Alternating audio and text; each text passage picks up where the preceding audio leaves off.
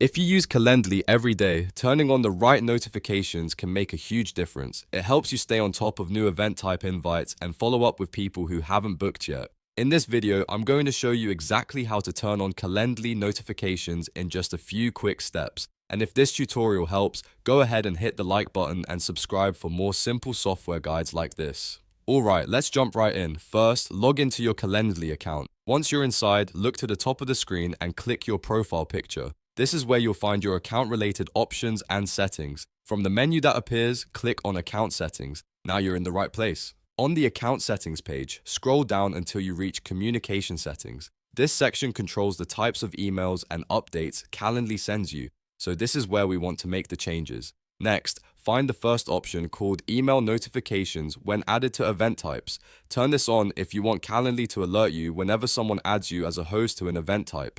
This is especially useful if you collaborate with a team or get added to meetings and events by others. After that, turn on Email Summary of Recommended Follow-ups. This notification sends you a weekly summary of contacts who received your scheduling link but still haven't booked a meeting.